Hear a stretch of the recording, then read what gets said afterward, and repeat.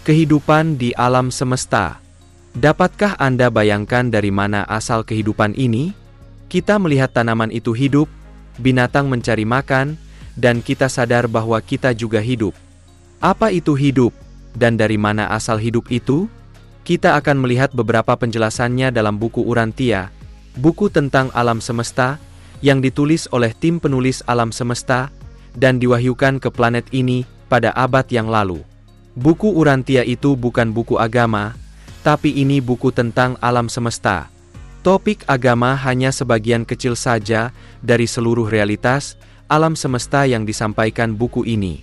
Sebagian besar isinya adalah sejarah dan penjelasan berbagai realitas alam semesta. Alam semesta itu diceritakan secara urut dalam buku ini. Anda dapat membaca dan mengunduh buku ini dari situs Urantia. Dalam video ini akan kita bahas hanya beberapa tentang penciptaan dalam buku Urantia, tentang asal-usul kehidupan di alam semesta, tentang evolusi planet, tentang sumber alam semesta, dan tentang pencipta yang telah menjadi manusia seperti kita. Misteri kehidupan. Bagi makhluk di alam materi, hidup itu artinya punya kecerdasan. Hewan ini memiliki kecerdasan, secara refleks bisa menghadapi perubahan lingkungannya, bisa mencoba menemukan jalan jika terperangkap. Dapat berkelompok dan bekerja sama, dapat memelihara keturunan, dan dapat bermutasi serta berkembang. Dari mana kecerdasan semacam itu? Buku Urantia menyebutkan ada 7 roh kecerdasan. Roh itu adalah energi hidup yang dinamis, dan roh kecerdasan itu semacam jaringan atau sirkuit yang diberikan sesuai tingkat evolusi makhluk. Ada 7 roh kecerdasan yang disebut 7 roh batin ajudan. 7 roh ini bekerja dalam sirkuit atau jejaring yang terkoneksi dengan sumbernya di alam semesta. Kita tidak lihat koneksi itu, tapi kita perhatikan kalau koneksi itu putus, maka makhluk hidup akan mati dan tidak bisa hidup lagi. 7 roh kecerdasan itu adalah intuisi, pengertian, keberanian, pengetahuan, pertimbangan, penyembahan, dan hikmat. Makin tinggi evolusi makhluk, makin banyak roh kecerdasan yang memperlengkapi mereka. Tapi hanya manusia yang punya 7 kecerdasan ini seluruhnya. Pertama, roh intuisi yang memberikan kemampuan naluri refleks, persepsi cepat. Semua makhluk hidup punya ini. Di atasnya adalah roh pengertian. Ini adalah karunia dari koordinasi pengetahuan yang diperoleh, fenomena penalaran cepat, penilaian kilat, dan keputusan segera. Di atasnya ada roh keberanian. Manusia punya stamina moral dan keberanian rohani. Roh ini mendorong kita untuk berani maju dengan cerdas dan berhati-hati. Berikutnya, roh pengetahuan, induk keingintahuan untuk petualangan dan penemuan, roh ilmiah.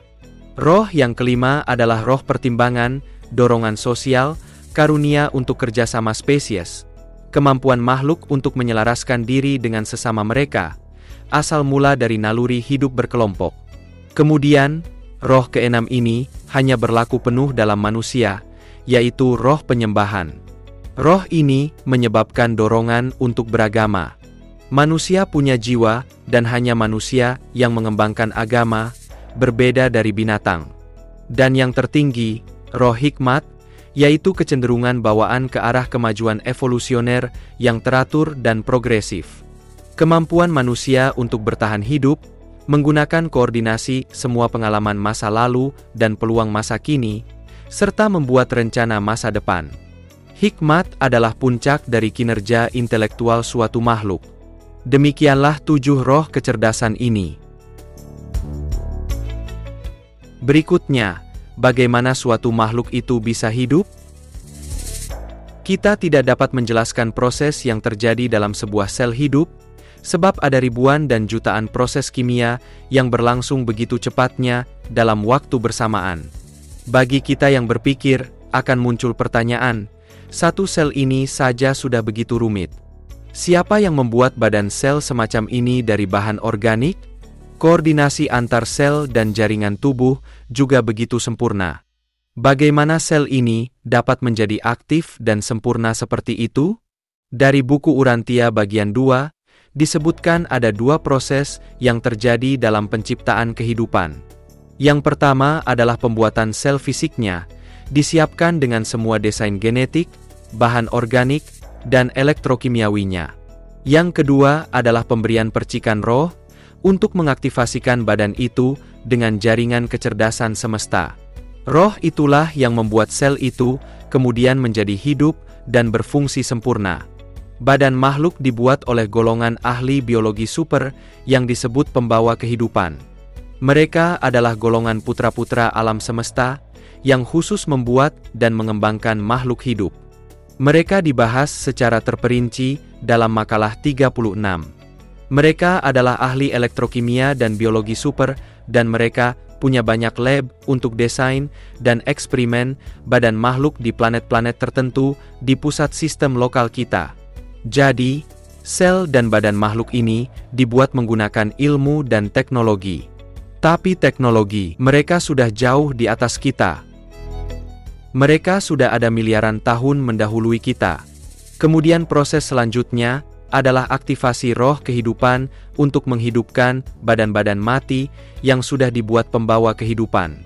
Badan buatan itu diberi percikan roh kehidupan, disambungkan pada jaringan roh kecerdasan semesta, yang berpusat pada roh semesta itu sendiri. Pembawa kehidupan dapat membuat bentuk-bentuk material, atau pola-pola fisik makhluk hidup, tetapi roh itulah yang menyediakan percikan awal kehidupan dan menganugerahkan kemampuan batin. Disinilah ilmu pengetahuan dan spiritual bergabung dalam penciptaan kehidupan. Demikian ringkasan buku Urantia tentang penciptaan kehidupan ini, dan Anda perlu membacanya sendiri dalam makalah 36. Pencipta kehidupan. Ternyata roh kecerdasan itu ada sumber dan pusatnya, disebut roh semesta, atau roh ibu semesta. Dari proses penciptaan kehidupan tadi, kita baca lebih lanjut dalam buku Urantia tentang siapa pencipta kehidupan itu. Kehidupan itu diciptakan dan dipelihara dalam kelompok bintang yang disebut galaksi. Tiap gumpalan yang Anda lihat ini adalah sebuah galaksi. Satu galaksi dapat berisi jutaan bintang. Bintang-bintang adalah seperti matahari kita, punya planet yang sudah padat, dan dapat ditanami kehidupan.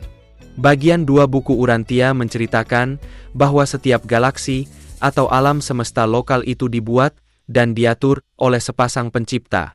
Pasangan tersebut adalah putra pencipta dan putri kreatif, atau nama lainnya putra semesta dan roh semesta. Disebut juga golongan Mihael dan ibu alam semesta. Mereka adalah pencipta-pencipta alam semesta, dan untuk memudahkan dapat kita sebut putra semesta dan roh semesta. Galaksi lokal tempat kita berada, dalam buku Urantia, disebut alam semesta lokal, yang disebut sebagai Nebadon. Galaksi-galaksi lokal itu masih berkumpul dalam kelompok yang lebih besar, yang disebut alam semesta super. Satu grup galaksi super ini dapat memuat ratusan ribu hingga jutaan galaksi kecil. Grup galaksi super kita ini disebut Orfonton, dan dari pusat grup galaksi inilah penulis buku Urantia ini berasal. Tadi sudah dikatakan, ada jutaan bahkan miliaran galaksi di atas sana. Setiap galaksi punya pasangan pencipta masing-masing.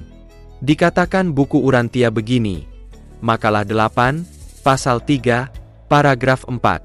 Sesosok putra pencipta dan sesosok roh kreatif telah menciptakan kamu dan alam semestamu, dan meskipun Bapa Semesta selalu setia menyokong apa yang telah mereka organisir, diserahkanlah kepada putra semesta ini dan roh semesta ini, tanggung jawab untuk memelihara dan mendukung karya mereka, demikian pula untuk melayani makhluk-makhluk buatan mereka sendiri. Secara umum, putra pencipta membuat pola dan rancangannya, kemudian roh semesta mewujudkannya sebagai bentuk materi, dan membuat jaringan roh kecerdasan untuk menghidupkan makhluk. Selain memberikan pola dan desain alam semesta, putra pencipta juga mengajarkan kebenaran kepada ciptaannya. Mereka mewahyukan Tuhan kepada kita. Jadi, tidak ada cara lain, kalau kita ingin tahu kebenaran tentang Tuhan dan alam semesta, maka harus memperhatikan ajaran utusan-utusan alam semesta. Jika putra semesta mengajarkan kebenaran, maka roh semesta sudah bekerja lebih dahulu dengan memberi kecerdasan makhluk. Tidak salah kalau kepercayaan asli kita menyebut tentang roh kehidupan dan penguasa alam. Tidak kebetulan kalau nama mereka banyak yang cirinya perempuan, seperti Ibu Pertiwi, Ibu Bumi, Gaia, Malaikat, dan sebagainya. Kalau ini dihubungkan dengan informasi dari buku Urantia, maka mereka ini keturunan roh Ibu Semesta. Selain menciptakan manusia bekerja sama dengan Putra Pencipta, roh Ibu Semesta itu ternyata membuat banyak keturunan yang adalah ciptaan beliau sendiri. Asal-usul roh-roh keturunan Ibu Semesta yang mengatur alam dan administrasi alam semesta diceritakan dalam makalah 38 dan juga makalah 39 tentang kawanan malaikat. Sesosok Putra Pencipta dapat pergi kemana-mana dari pusat alam semesta. Dia dapat berkunjung ke Firdaus, bahkan dapat menjelma menjadi manusia, tapi roh semesta tetap ada dalam wilayahnya.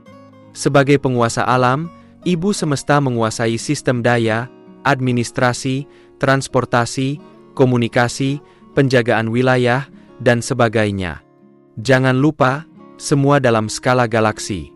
Demikianlah, roh Ibu Semesta ini merupakan pewahyuan yang baru dari buku Urantia, dalam makalah 34. Sebelumnya kita tidak tahu bahwa ada penguasa kekuatan alam dan pemberi nafas hidup makhluk. Padahal sang ibu kita ini sebetulnya ada dalam hidup kita, karena roh kecerdasan itu menghidupkan semua sel tubuh kita. Bagaimana pendapat buku Urantia tentang evolusi? Anda dapat membaca cara pengendalian evolusi alam semesta pada makalah 65 dalam beberapa kutipan berikut ini. Makalah 65, pasal pengantar, paragraf 7. Evolusi di planet kita, Urantia, atau di mana saja, selalu bertujuan dan tidak pernah hanya kebetulan.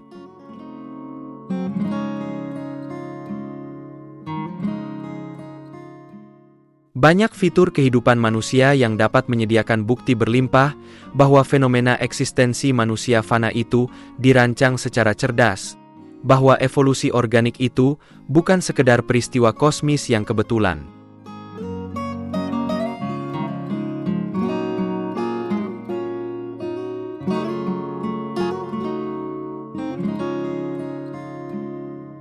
Alam-alam semesta ruang dan waktu itu bertahap pembangunannya.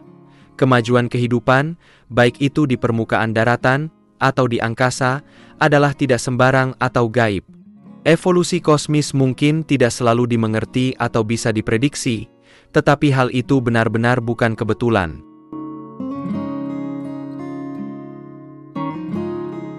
Namun pembentukan kehidupan di dunia manapun tidak pernah semata-mata eksperimental dalam arti dicobakan sesuatu yang belum teruji dan belum diketahui sebelumnya.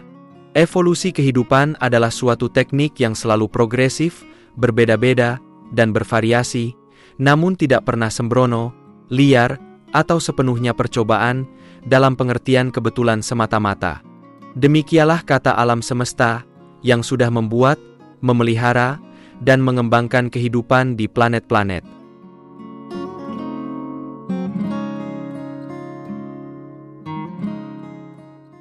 Masih banyak yang dibahas dalam bagian 2 buku Urantia, sebab bagian itu membahas administrasi sebuah alam semesta dan kehidupan di berbagai dimensi alam yang ada.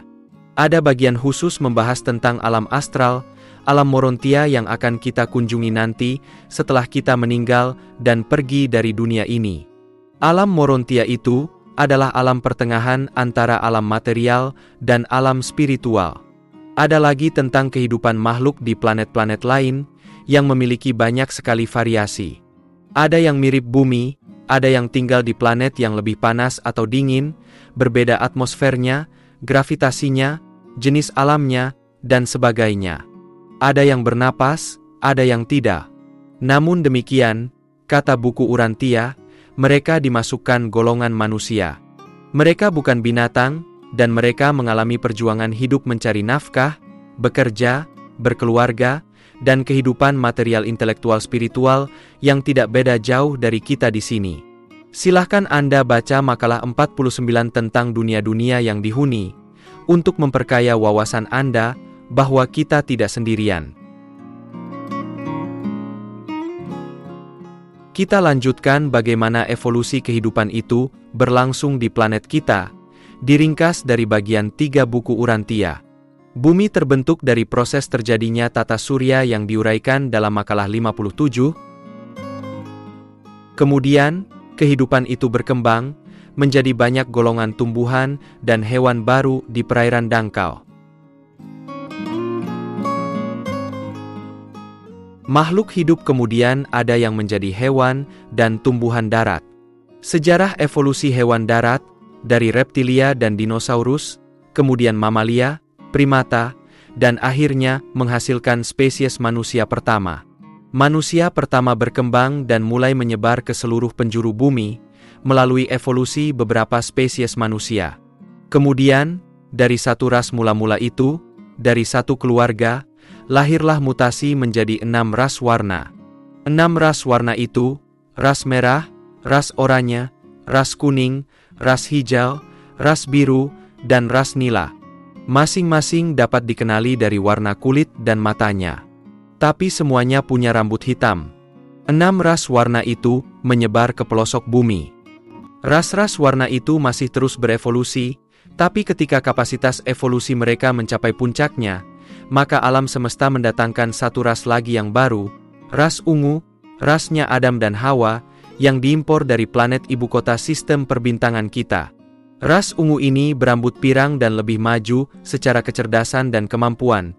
Mereka datang dengan tujuan agar ras ini bercampur dengan ras-ras pribumi, sehingga meningkatkan genetik manusia di planet ini secara keseluruhan. Cerita ini masih dilanjutkan panjang dan urut dengan evolusi peradaban manusia, evolusi agama, dan seterusnya sampai manusia modern. Evolusi itu terus maju, meskipun kadang-kadang ada kegagalan atau perlambatan, seperti yang dialami Adam dan Hawa, tapi secara biologis, manusia tidak mundur. Manusia terus berkembang menuju ras campuran manusia yang unggul pada masa depan. Demikian sekilas evolusi kehidupan yang sudah terjadi di planet kita. Semua itu diuraikan dalam banyak makalah di bagian 3. Anda tidak akan kurang penjelasan mengenai asal-usul kehidupan manusia dari segi biologi sampai peradaban manusia, baik itu pemerintahan, ekonomi, sosial, budaya, dan agama. Semua diuraikan secara urut dan sistematis. Anda akan belajar asal-usul banyak ajaran dan tata cara agama, doktrin dan tata cara yang hari ini kita lakukan, dan kadang kita tidak paham apa maksudnya. Buku Urantia menjelaskan asal-usulnya, dan Anda akan paham mengapa leluhur kita mempercayai tradisi itu. Ajaran nenek moyang kita tidak selalu benar.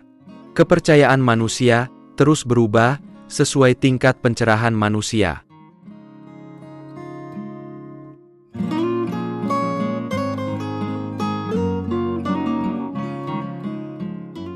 Pencipta perdana alam semesta ini.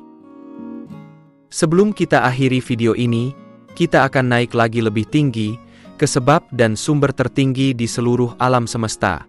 Sumber dan pusat pertama, Tuhan Yang Esa.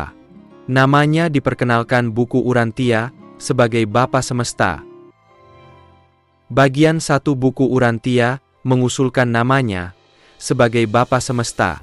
Nama Bapa Semesta ini menunjukkan kodrat dan sifatnya, bahwa Dia itu Bapa seluruh keluarga alam semesta, dan sifatnya itu pengasih dan penyayang, seperti Bapa kita yang terbaik. Coba kita dengarkan beberapa tulisan buku Urantia tentang Bapa Semesta. Makalah 1, pasal 5, paragraf 10. Gagasan mengenai nama dan kepribadian Bapa Semesta itu adalah suatu konsep mengenai Tuhan yang telah datang kepada umat manusia, terutama melalui pewahyuan. Makalah pengantar, pasal 3, paragraf 11.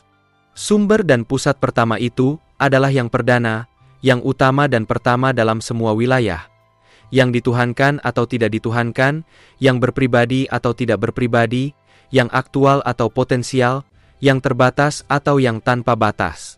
Tidak ada benda atau sosok, tidak ada relativitas atau finalitas, yang ada kecuali dalam hubungan langsung atau tidak langsung dengan, dan bergantung pada, keperdanaan sumber dan pusat pertama itu. Makalah 1, pasal 2, paragraf 1. Tuhan adalah realitas yang perdana, yang utama dan yang pertama, dalam alam roh. Tuhan adalah sumber kebenaran dalam alam-alam batin. Tuhan menaungi semua di seluruh alam fisik. Bagi semua kecerdasan yang diciptakan, Tuhan adalah kepribadian, dan kepada alam-alam semesta Dia adalah sumber dan pusat pertama realitas kekal. Bapa pertama itu adalah roh semesta, kebenaran kekal, kenyataan tanpa batas, dan kepribadian Bapa. Meskipun Bapa yang Esa itu jauh di pusat alam semesta, namun Dia memberikan rohnya untuk mendiami kita. Roh ini dibahas dalam makalah 107 sampai 111. Orang-orang spiritual sering menyebutnya sebagai percikan ilahi atau cahaya penuntun. Roh ini mendiami batin kita masing-masing. Ini adalah roh yang paling murni dari semua roh. Buku Urantia menyebutnya sebagai pelaras pikiran, karena roh ilahi ini bekerja dalam batin dan pikiran kita. Roh ini adalah bukti bahwa Tuhan itu ada, Tuhan itu roh, dan Tuhan sudah ada dalam manusia. Tuhan itu benar-benar ada dalam Anda dan saya, meskipun kita banyak kelemahan. Dia berharap kita mengikuti kehendak-Nya, supaya akhirnya kita menjadi makin spiritual, dan dapat melebur atau manunggal dengan Dia. Kehendak-Nya adalah kehendak Bapa itu sendiri. Siapa mengikuti kehendak roh ini, sama dengan mengikuti kehendak Tuhan. Roh yang hidup ini adalah puncak dari makalah-makalah tentang agama dan spiritual dalam buku Urantia. Kalau Anda paham kehendak roh yang mendiami Anda, maka Anda tidak akan tersesat dan akan selamat. Keselamatan itu bukan doktrin, tapi tercapai dengan cara peleburan jiwa kita dengan roh ilahi ini.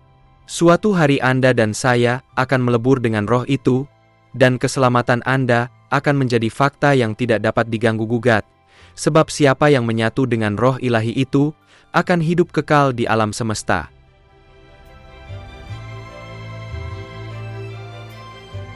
Dan sebagai penutup, tahukah Anda bahwa pencipta itu sudah menjelma menjadi manusia biasa di planet ini? Misinya yang paling utama adalah mewahyukan kebenaran, seperti apa Tuhan itu kepada manusia. Dia datang dengan tujuan mewahyukan Tuhan semesta yang Esa itu kepada manusia. Tuhan yang Dia sebut dengan nama Bapa. Pada dasarnya, ajaran yang Dia lakukan dan ajarkan adalah agama pribadi, cara berinteraksi dan hidup, sesuai petunjuk dari roh pecahan dari Bapa yang telah mendiami kita semua. Kisah hidupnya diceritakan terperinci di bagian 4. Dengan melihat hidupnya, sebenarnya kita sudah melihat Tuhan yang Esa, Bapa semesta, sumber dan pusat pertama seluruh alam semesta itu. Sang pencipta kehidupan itu sendiri sudah menjadi manusia, untuk menunjukkan kebenaran nyata, bahwa hidup Anda itu sangat berharga.